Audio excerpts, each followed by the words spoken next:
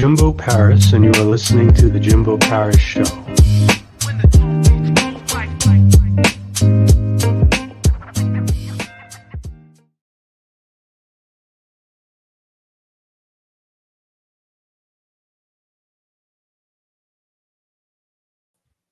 Okay, I'm unmuted now. How's it going, everyone? This is Jimbo here. Welcome back to the show. It's a pleasure to see you all once again here. So today we have Peter Benson. He was initially a mechanic engineer, but then he turned into this spiritualist that sort of works on kind of freeing you from old grasps, old limitations, and sort of making you a greater person through spiritual work and involvement. So again, a very interesting character. Let's see what he has to say, and let's learn more about him.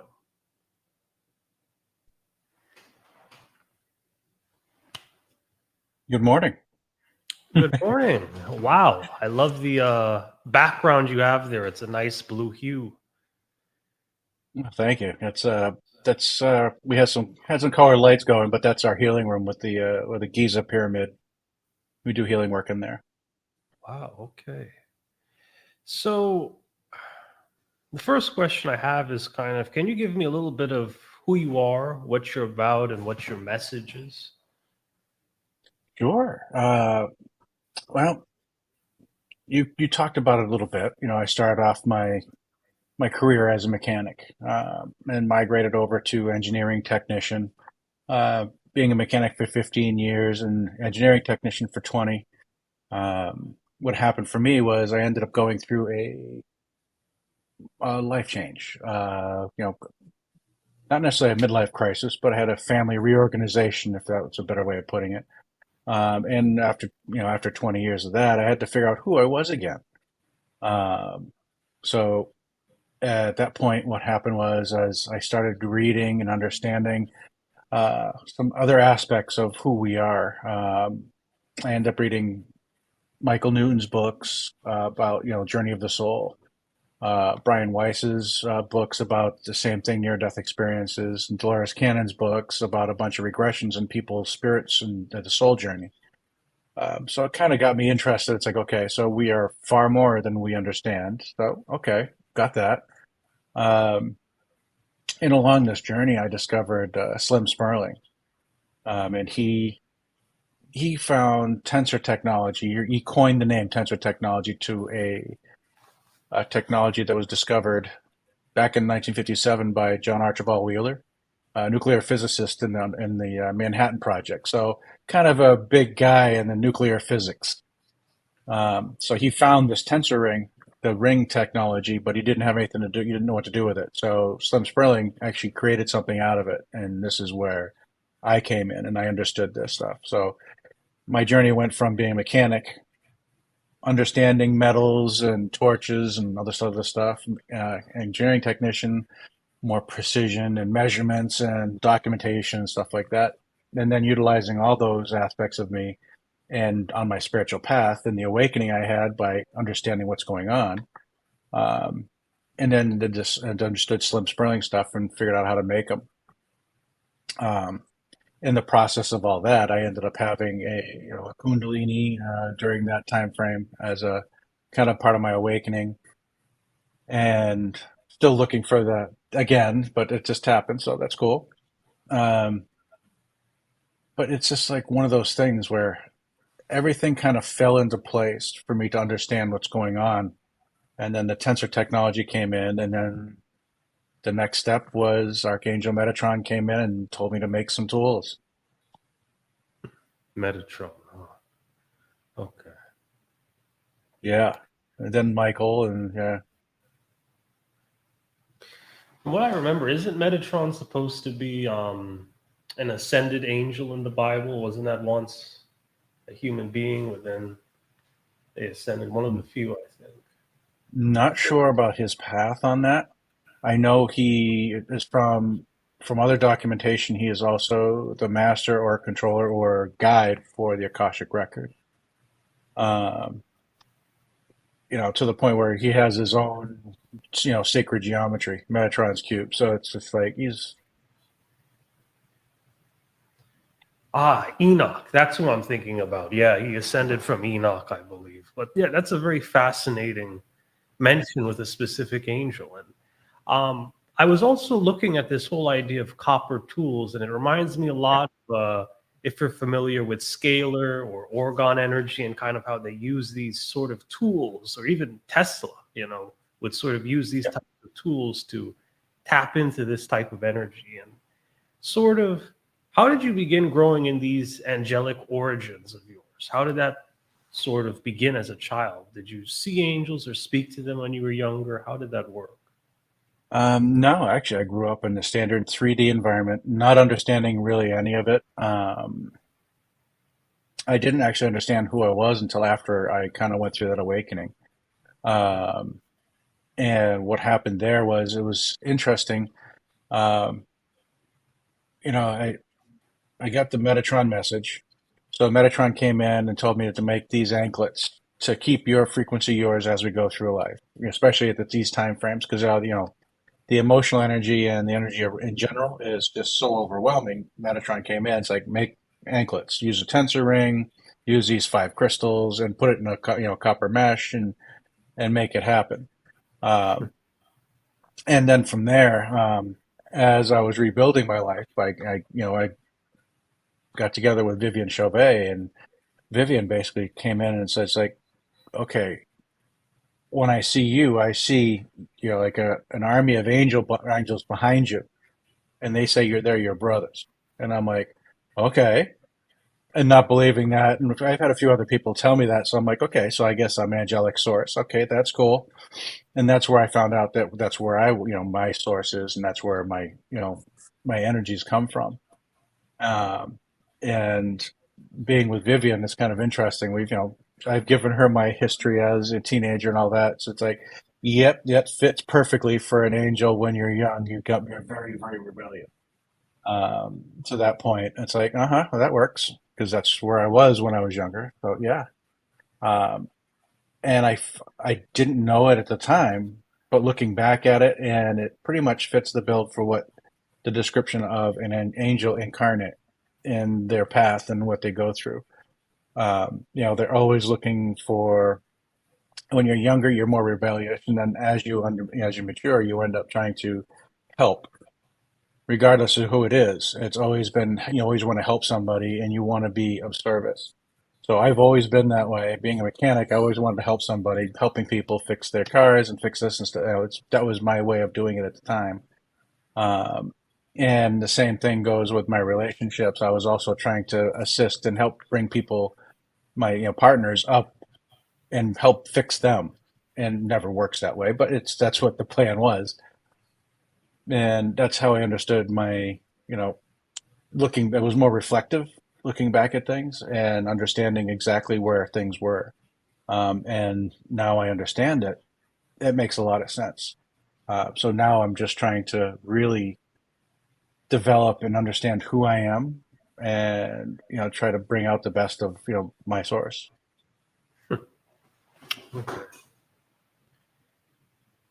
And how do you sort of start your plan and your day? My day, I literally just got back from the gym. Nice.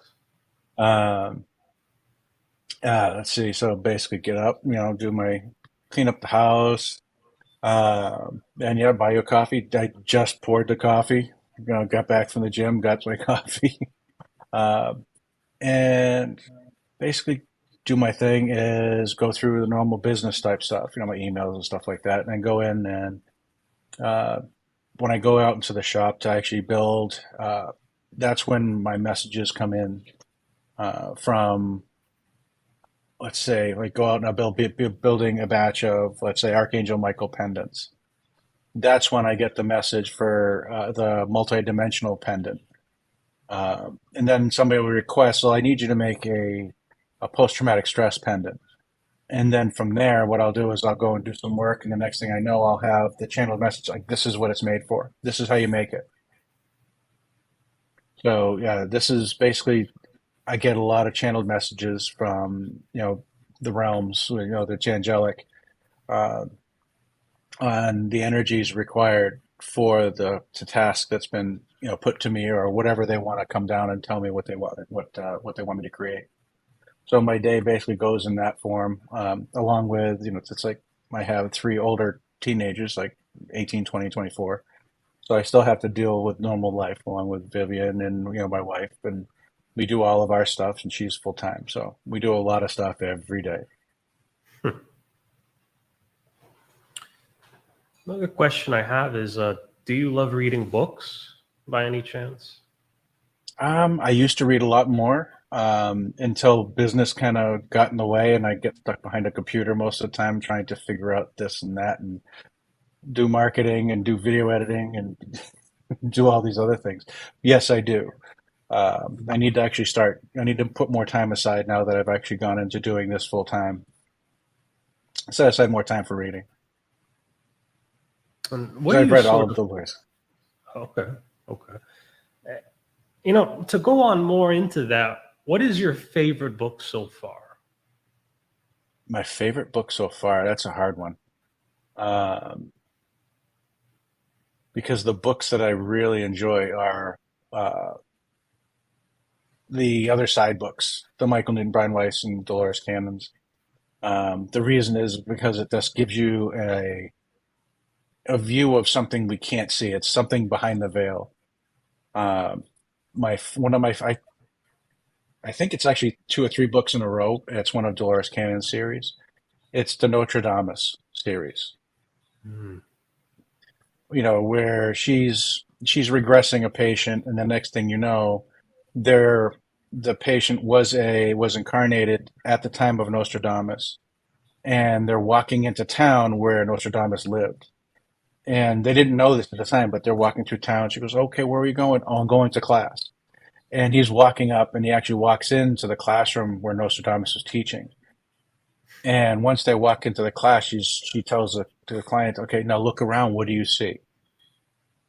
And the next thing you know, Nostradamus is walking down the stair, coming into the room, and walks up to the student and goes, "I've been waiting for you." And Nostradamus is talking directly to Dolores Cannon, not the student. And that just I was going full goosebumps. I was like, "Oh my God, that's just so cool." Through time and space, he's literally communicating with Dolores Cannon, 400 years in the difference. It's crazy. Do you think that book may parallel anything about you and your life?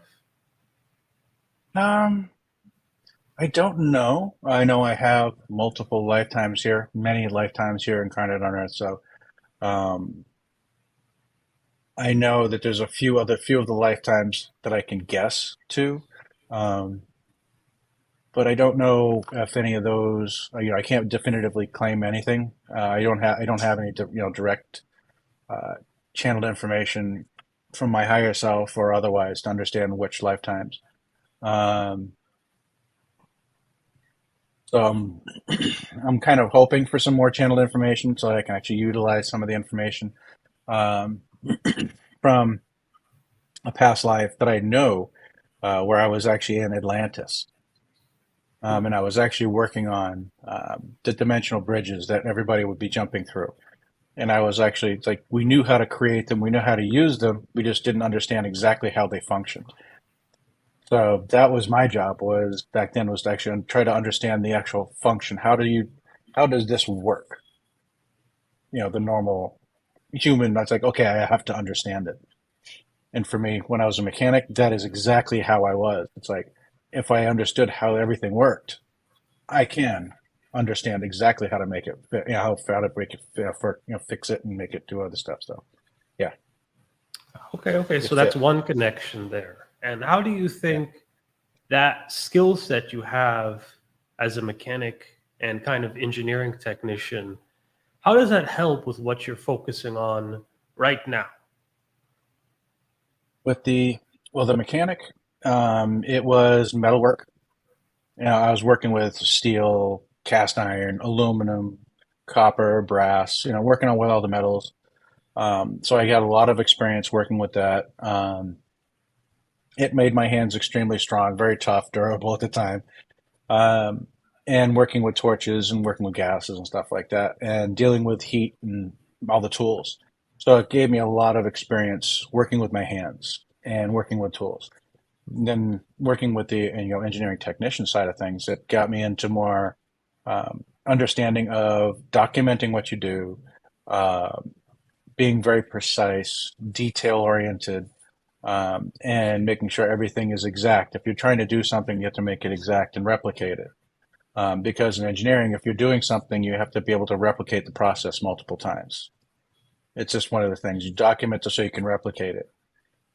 So in the process of doing what I'm doing today, I have to create tensor rings that are precise every single time so they can create the SEO specific frequency every single time and be replicated, whether it's an anklet or a pendant. So that's where all of those features come in here, where I'm actually working with copper, working with torches, working welding, brazing, um, hammers, and all the tools. And not all the tools I was working with mechanic, but a lot of the tools I was working as a mechanic, um, and utilizing the technology, the precision and documentation and detail from engineering into creating the tools, so that they're always doing exactly what we want them to do. Okay, and if there's any, what are some of the biggest challenges that you may have as a technician? Because from what I understand, everything that you do is essentially handmade, mostly. Yes. Um, Okay, so challenges as an engineer, or engineering it. I would say as engineering it, kind of pertaining to kind of your place in, you know, Archangel Michael's army of light. Yeah. So what this has been the hardest part for me was, okay, so I'm very 3D being a mechanic, right? It's Mhm. very grounded, very mundane. It's going in and you're working on cars, something that's actually part of everybody's life here, and you need to have one in order to do your things. And then, of course, you're doing total left brain work when you're working with engineering. And it's all very specific. Doing what I do now, utilizing all those skill sets, and then allowing the right side, your creative side, the channeling side, where the information comes from someplace you don't quite grasp, and going with it and just letting it flow, and then creating things out of that and trying to figure out what that came from and what it's doing. It's actually the biggest challenge I have. Um, when the multi-dimensional pendant came in, it was literally I was making a batch of Archangel Michael pendants, and the multi-dimensional came in, and I'm like, okay, and it's just I was doing all the copper work was done, placing all the crystals, getting ready to put the resin in the pendants and get ready to do that work, and all of a sudden it's like, okay, you need to make this pendant. I'm like, okay. You need to use these tensor rings. I'm like, okay. So I put it all together, and then they tell me, it's like, well, use those crystals, and I put the crystals in there. I'm like, all right, this is cool. I'm like, what does it do? They don't tell me. I have to figure out what's going on with it. They tell me what to make. The first one was the Metatron, and he tells me exactly what it does. It shields you from everybody else's energy. But the multidimensional, it's not quite the same. It's using different tensor rings, so it has different frequencies. So it does different things. So yeah, that one took a little while to understand, and we've had a bunch of very gifted individuals experience them and give us good feedback. So we have a really good idea what the pendant will do now. But at the time, it was just, it's one of those, what do you call it? The Kevin Costner, you make it and they will come kind of thing. It's like, I made it. Now I got to figure out what it is. So it's being creative without expectation, without understanding the outcome, which is the more the creative side. So that's the hardest part, going in from very grounded, very logical side to opening up and allowing the creative to be there, and basically focusing that other side of you, and with that, with the whole logic side, but utilizing the creative side with it. It was actually really interesting, and that's the hardest part for me, is utilizing both sides and balancing it. Hmm. Well, I'm thinking here too, how did you sort of learn about this tensor technology and kind of the healing properties that it had? Well, I got back during the journey after I got through all the near-death experience, spiritual books. I found Slim Sperling, and it was actually just a YouTube. It was interesting. I found he passed away in 2008. He was an older gentleman. Slim was his nickname from the military. He was older, very gangly guy, and you see him with the big white beard, white hair, and what happened was is he was doing videos and he was displaying his tensor rings, and he was doing just rings. And he was putting them underneath people and having their 8-inch ring. People were putting their hands and arms through it, and he was healing people of different things with with the tensor rings. And he was a lot like I am, very mechanical, more of a technician type. He understood like I do. It's like, okay, this is how we create it, and this is other stuff. And he had a good friend of his was actually a physicist, so they did some studies on it. They send the tensor rings to. There was a lab in Germany, and they sent it to one to Lockheed Martin, and they did some analysis on the tensor ring, and it was actually showing to resonate at 144 megahertz. Resonance frequency of hydrogen and some other functions to it. And what he found was is it allows the body to heal at an accelerated rate. And that was one specific tensor ring that he was working with at the time. And Slim Sperling actually put out 3 different tensor rings. So the 3 different tensor rings where it's like one was the sacred, the lost cubit, and I believe it was the empowerment tensor ring. Those are the 3 that Slim Sperling brought out. And then there's a bunch more that have come out through other people creating tensor rings over the last 20, 30 years, and actually open source those measurements to allow other people to create. And what we found is a lot of them resonate to specific chakras. So we pretty much have a tensor ring per chakra at this point, plus a couple. So it's actually really interesting there. And the energies of them are extremely palpable to the experience. It's hard to understand what they do unless you really experience the energies of them. Okay. So when you wear sort of the bracelet or the anklet, how would you say that it feels, like from your perspective? I know you can't explain it perfectly, but just generally. Oh, we've had a lot of experience over the last 5 years of people putting them on and getting feedback from the general majority of people. So the anklet is made from a tensor ring that's called the unity ring, and it's very grounding. It balances your chakras, and the crystals in it, they are very shielding, as Metatron would say. Said it was actually to keep your frequency yours while we go through this time. So when you put on the anklet, you feel like you're heavy. Your feet feel like they're actually in the ground energetically about 3/4 of an inch. You literally feel like it's a feeling that you can't really describe, but you can tell that your feet feel heavy and they're almost in the ground. The next sensation is it's a sensation of it gets quiet, but you don't understand how it got quiet. You can be in a conference with hundreds of people in the room and it's loud. You hear people talking everywhere. You put these on and people say, it got quieter, but not a change in the volume of the room. So what that is when you act, this is like, well, that's you understanding that you are hearing the emotional energy and the energy of the room without hearing it, but you're hearing it. It's kind of interesting. It's just like, it just closes down your extrasensory, your perception of the room. So it becomes like an energy cone of silence kind of thing. It's kind of interesting, and people that's how people describe it every time. And it's like it's really interesting for those that are sensitive to that energy.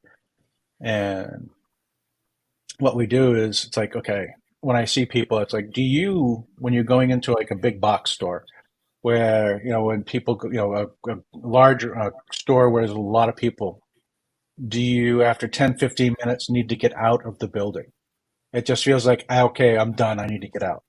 And that's basically your energy overwhelmed by the emotional energy or the energy of the people in that room or in that building.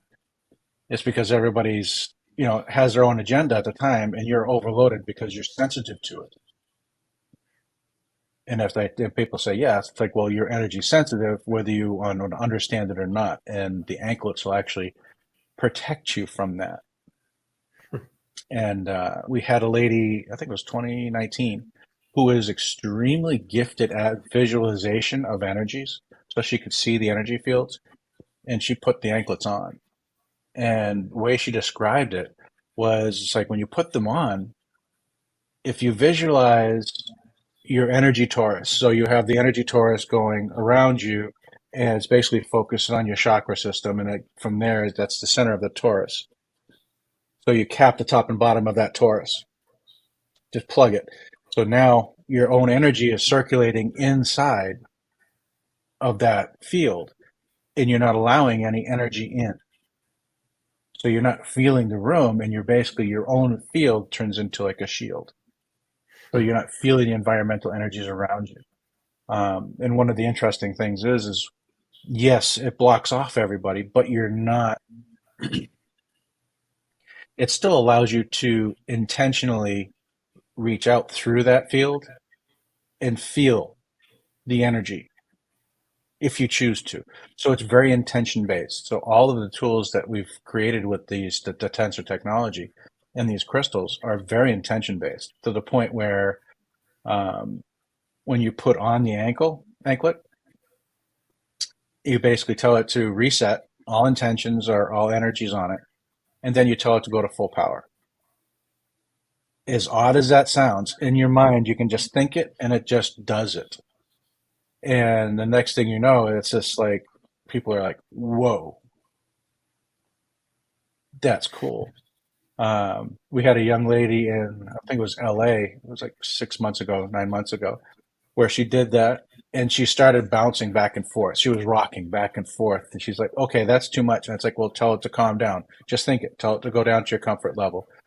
And she's like, and she did it. And then she stabilized. And it's like, oh, but I like it at full power. It's like, well, tell it to go back to full power. And she did that. And then she started rocking again. It was the funniest thing. She turned it on and off, on and off. It was just like she was enjoying having fun turning it on and off just with a mental thought through intention. So you can reach out and touch and feel somebody else's energy and just get a glimpse of their field, even without understanding it. You just have to be open to it. That is quite fascinating because usually with crystals, if a crystal is too powerful, you can't really tell the crystal to sort of calm down. You just need to get a new one or combine it with something else like a grounding crystal. This is fascinating stuff. And sort of uh to kind of learn more about this, what is technology and sort of quantum physics? The technology behind this stuff. Yes. So the quantum side of things, what we're feeling is as it is thought driven, intention driven, we feel it as actually a etheric or a quantum physics tool. This is actually an etheric blueprint that is actually on a quantum level because if you look at quantum physics, your thoughts can literally change the outcome of any experiment, and they've actually proven that over and over again um, in the scientific realm. So this is actually utilizing that type of thought process, your intentions, to actually change the outcome of what is happening with these tools. Um, and if you look at cymatics, the science behind that, you can actually change the physical matter by frequency. So you can actually change the resonance of whatever you want. And they show it in the sand with the sound frequencies to give you a visualization. So with cymatics, it gives you a visualization of how you can impact matter with sound and frequency. And then you have the quantum physics side of things that you can manipulate things with your thoughts. So basically the tensor technology, what it does is the different tensor rings resonate at different frequencies. And they actually utilize the crystals inside of their field. So a tensor ring is, let me grab one real quick here. Grab this one. Okay. So this is a tensor ring, a real small one, but this is a tensor ring. And that right there would, if you look to the middle of it, would be a energy field, like blowing bubbles. You have the soap film in the middle of that ring. There is an energy field right in the middle of this. And that's what intersects with the crystals.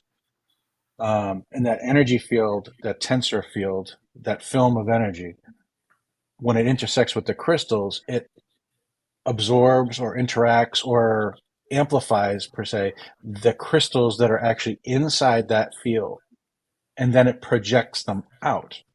So a tensor ring creates its own energy torus. So you have an own energy field like this, and they're both bidirectional, both directions. So when you're having all these crystals in the middle, it radiates the energy of the crystals out of each side of this ring in a uniform fashion. So that's how you can actually tune a pendant or a tensor ring. So you can change the frequency by the length of copper to a different frequency, whether it's actually root chakra, heart chakra, third eye, crown chakra, star chakra, and then you put crystals in it to change its what you want it to do. So the science behind it is actually pretty cool. Okay. And this seems like a lot of work, because I think the reason why I was looking a bit confused there is because it actually reminds me a lot of the way that ring was set up. It reminded me of PEMF quite a bit, and how it sort of sends energy through it like that. But it's obviously more complex than that. And sort of because of that complexity, as an engineer, how do you sort of price your work, and how do you sell it too? Do you use Etsy? I know that's a big thing that a lot of spiritual creators tend to use, but I don't know. So yeah, the basically the pricing on all the tools are based off of how much time it takes, the crystals and the copper, and the materials that go into it. If you want to look at, let's see, I'll switch here to this here. That is the Archangel Michael pendant. And that one actually takes 46 steps to create.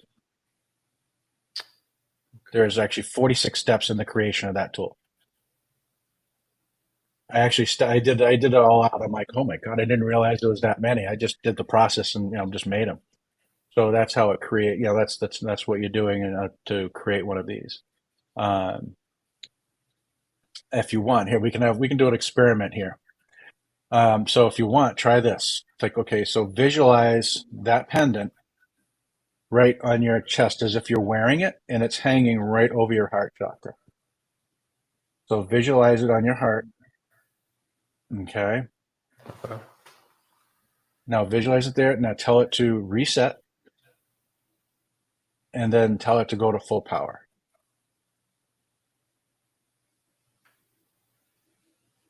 Okay.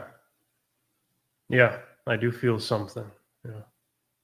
Yeah, it's fun. It's kind of funny. It's like we do this all the time on different when I'm interviewed, and the pendants are strong enough, and their energy is not 100% in the full 3D. It's actually etheric. So when you visualize it, you're actually pulling in from a blueprint that's out in the ether. So you can actually visualize it and keep it there. So you can do this with the picture all day long. You have to focus on the picture, and it's intention based. It's like anybody, you can put up energy shields, and you can actually put up, okay, I can visualize my shields. Okay, that's there. You can do the same thing with this pendant, do that shield. As you're wearing it, though, it'll do it on its own. So you don't have to worry about putting up the energy shields. Now, that's interesting, but so what would be the difference of actually buying it versus doing that exercise, though? Would it be just more powerful? They are more powerful, yes, but the difference is you have to, with intention, you have to focus on keeping this open. So with a picture, you have to continuously keep your focus on keeping that shield up. Ah, okay. So if you're wearing it, it's just going to do it. And then one of the other parts of the tool, as you're wearing it, you can actually do a intention. So you can tell it to do things for you.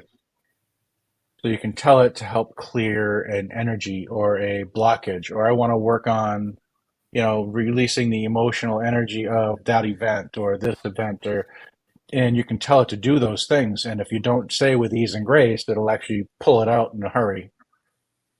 And these are very powerful intention tools. It's almost like an amplifier for intentions. Okay.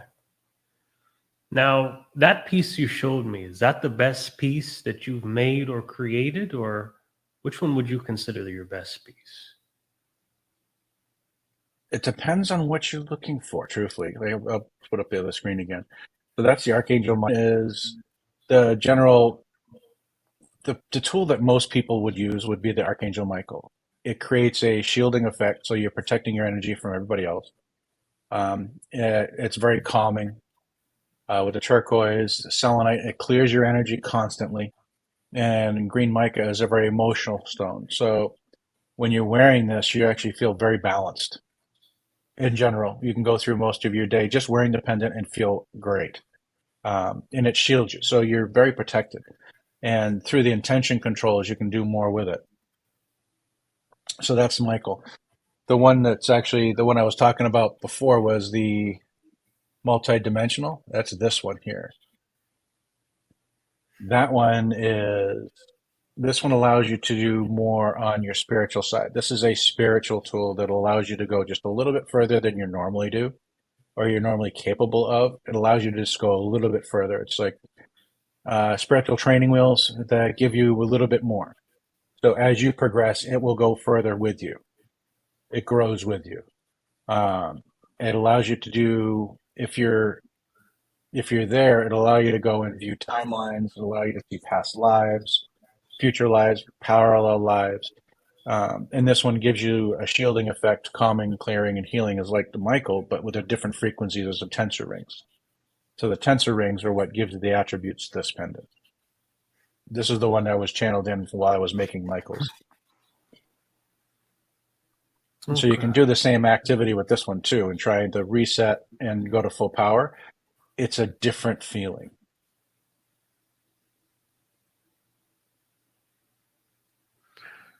And why did you rename your business as Energies of Service? Well, the company was always Energies of Service because it was just when I came into it, I was in the this is where I was going through the phase where, okay, I'm looking at everything going on. My life had basically shifted to the point where everything was collapsing and shifting at the same time. And I was starting to understand that I wanted to be of service. And I've always been this way by nature to help people, even without anything in return. So basically, I was doing tensor ring creation. I was doing tensor rings for a lady that I was working with, and she was doing sound baths at the time. And I gave her some rings, and I gave her 4 rings, and she had 14 bowls.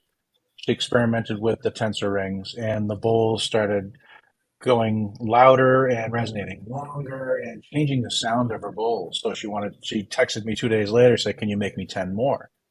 And I'm like, okay. So I can actually utilize my tools and being of service to others because now she's going to be of service to others. I'm like, okay, this is what I'm going to call the business. It's energies of service. So tensor energies of service for everybody in the crystals because it's not just tensor, it's actually crystals and others. So that's why I call it energies, not just specifically to tensor or crystals.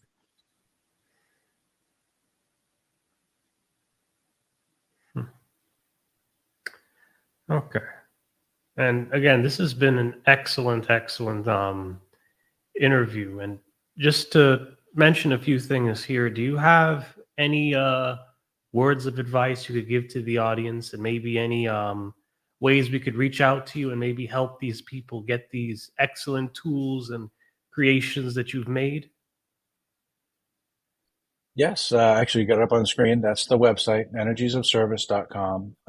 You can pick up any one of the tools up there, and I have the combinations of anklets along with the pendants as like armor sets because they're energetically, you're multi-layering a shield, so it becomes very protective. Um, and yeah, the tools are fully available online. There's more coming out. I have more to with the more time I have, the more that'll be available on the show on the site. Um, you can see I don't have a whole lot of videos on YouTube, but I do have a whole bunch of interviews on YouTube that explain how the tools function and work. I do have an intention video up there to teach you. It's like as we were talking about here already, by visualizing or putting the pendant on and telling it to reset and go to full power and going to comfort level and then controlling it via intentions on what you want it to do for you. Um, yeah, the tools they change the way you view your life, which is really, really interesting. Um, we had older gentleman that came over. It was just literally last week. We were at contact in the desert. He put on the Archangel Michael pendant. And he could feel it, um, and he was super happy with the way he felt. And then he was walking around the conference. He came back an hour and a half later. He was just about crying. He is just so happy how he felt. He had never felt this way, even when around by himself. Now he is just super comfortable in his own energy. It was just like it was like coming home, almost an energy of like feeling it wherever home is, whether it's not necessarily physical home, but your soul home. It allows your energy to be you, no matter who you are or where you are. So it's rather interesting on how the tools function. So, and that's where it's just like these tools are so experiential. It's really hard to convey what they can do for you.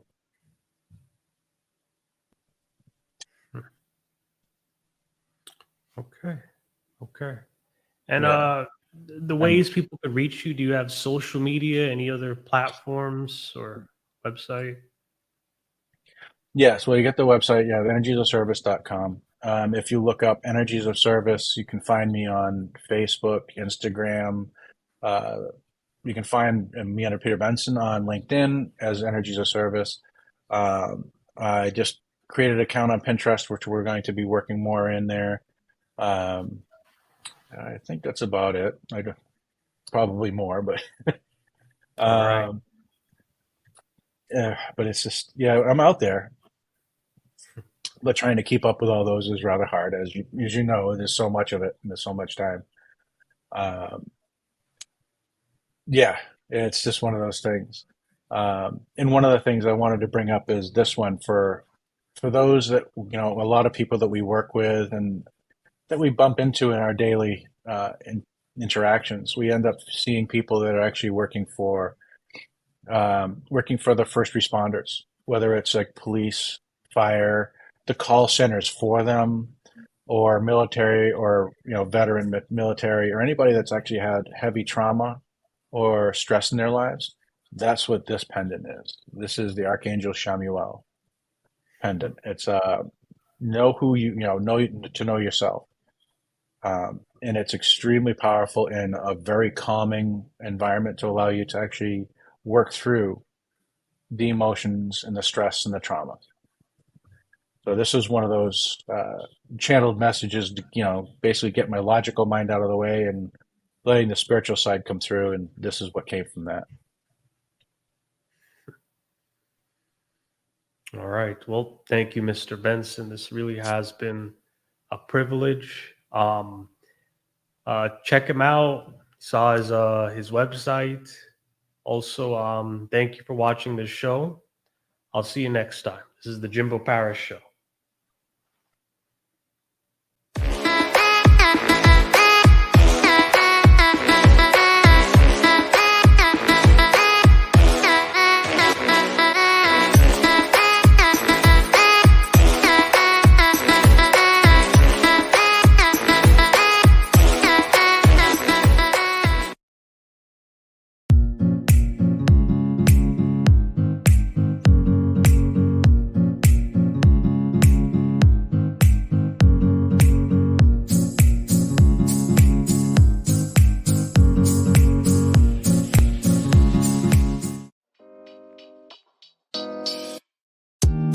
Thank you for listening to the Jimbo Parish Show.